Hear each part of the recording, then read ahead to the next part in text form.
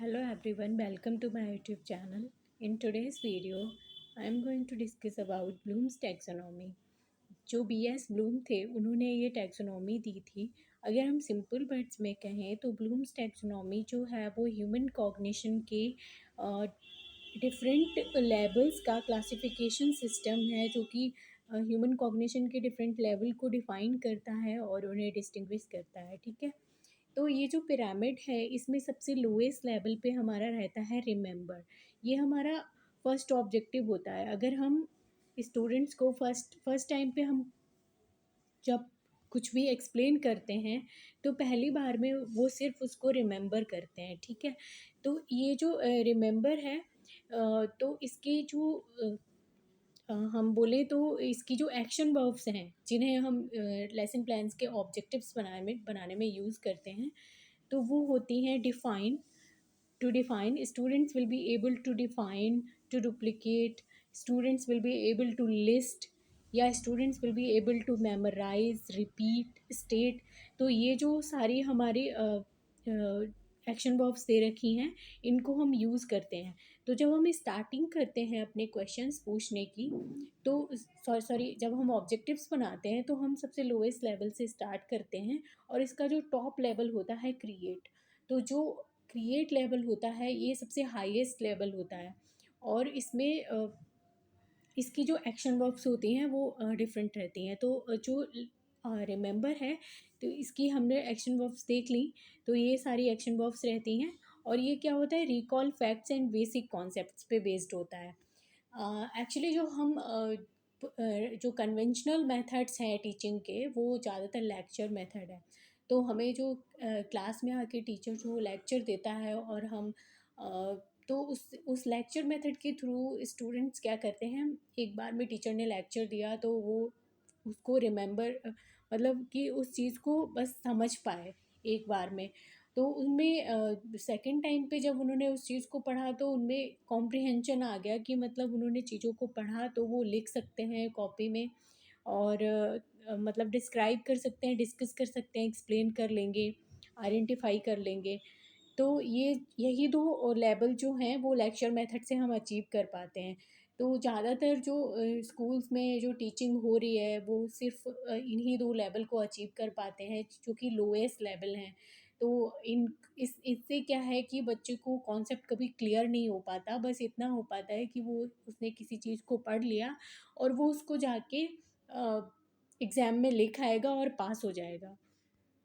लेकिन अगर हमें इफ़ेक्टिव टीचिंग लर्निंग को अपनी इफ़ेक्टिव बनाना है तो जब हम कोई इनोवेटिव प्लान यूज़ करते हैं या फिर हम डिफरेंट मेथड्स यूज़ करते हैं लाइक ह्यूरिस्टिक मेथड है, एक्सपेरिमेंट मेथड है, प्रोजेक्ट मेथड है, इस तरह के मेथड्स यूज़ करके हम अदर लेवल्स को भी अचीव कर पाते हैं.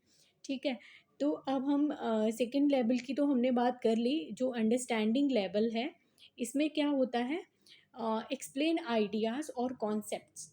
मतलब एक बार टॉपिक थोड़ा समझ आ गया तो हम क्या करेंगे उसको डिस्क्राइब डिस्क्राइब, एक्सप्लेन, आइडेंटिफाई ये सब कर पाएंगे स्टूडेंट्स और ट्रांसलेट कर पाएंगे. जैसे हमारा इंग्लिश टीचिंग का एक ही मेथड यूज़ किया जाता था. उसमें इंग्लिश को टीचर क्या करता था कि पढ़ाता था और उसको हिंदी में ट्रांसलेट कर देता था. तो बच्चे भी बस उतना ही कर पाते थे. तो ये हमारा सेकेंड लेवल हो गया. उसके बाद थर्ड लोएस्ट फिर थर्ड नंबर पे आता है हमारा अप्लाई. ये थोड़ा हायर लेवल का हो गया कि अगर आपने कोई भी कॉन्सेप्ट उनको एक्सप्लेन किया, एक्सपेरिमेंट के थ्रू किया, लेक्चर कम डेमो मेथड यूज़ किया तो उसमें क्या है कि बच्चों ने सीख लिया कि इस चीज़ को हम कैसे अप्लाई करते हैं. यानी कि आपने फॉर्मूला सिखा दिया उनको तो वो उस फॉर्मूले को यूज़ करके कैलकुलेशन करना सीख पाए. जैसे कि use information in new situations. जो इन्फॉर्मेशन आपने उनको सिखाई, जो उनको दी और उन्होंने वो लिखना सीखा, तो वो क्या है कि उस चीज़ को न्यू सिचुएशन में भी यूज़ कर सकते हैं. जैसे कि आपने उनको कैलकुलेशन सिखा दी.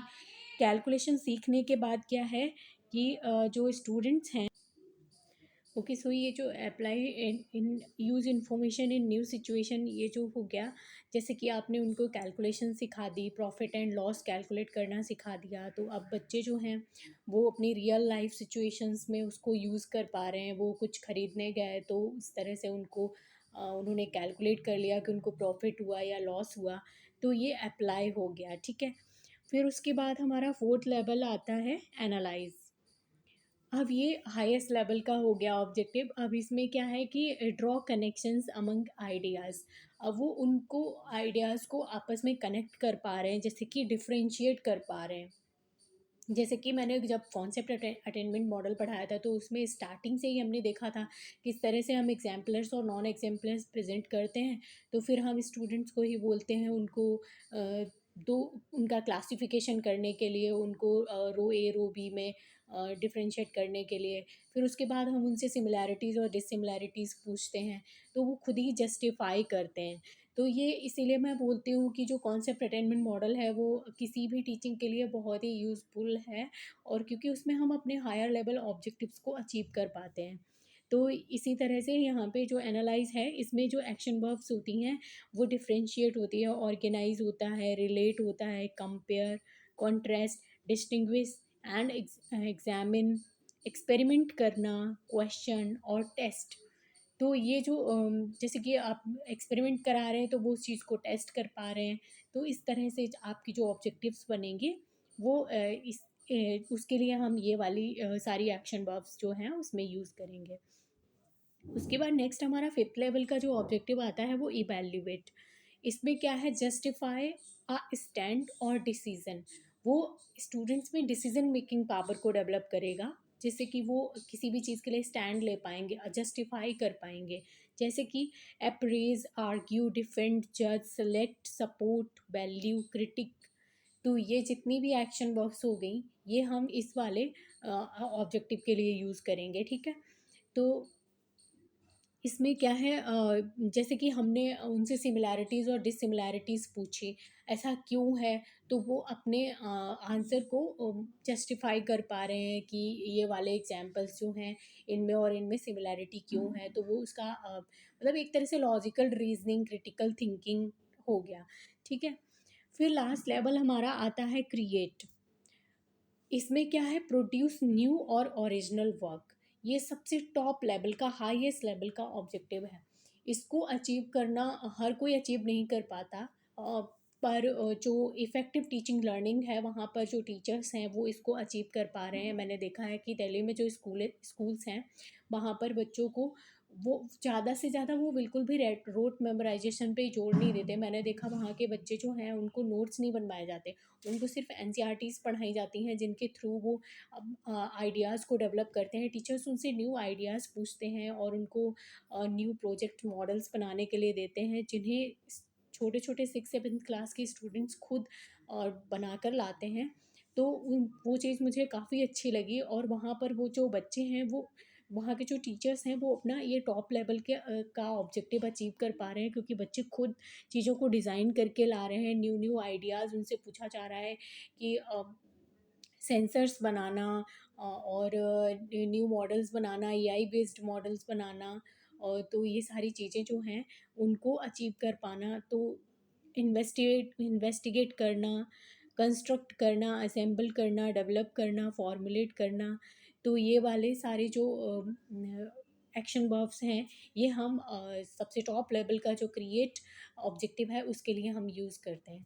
तो इस तरह से आप ब्लूम्स टैक्सोनॉमी के हेल्प से आप अपने ऑब्जेक्टिव्स को क्रिएट कर पाते हैं। जब तक आपको ब्लूम्स टैक्सोनॉमी समझ नहीं आती है, तब तक आप हमेशा ऑब्जेक्टिव्स बनाने में फंसते रहेंगे, कुछ ना कुछ गड़बड़ हो जाएगी।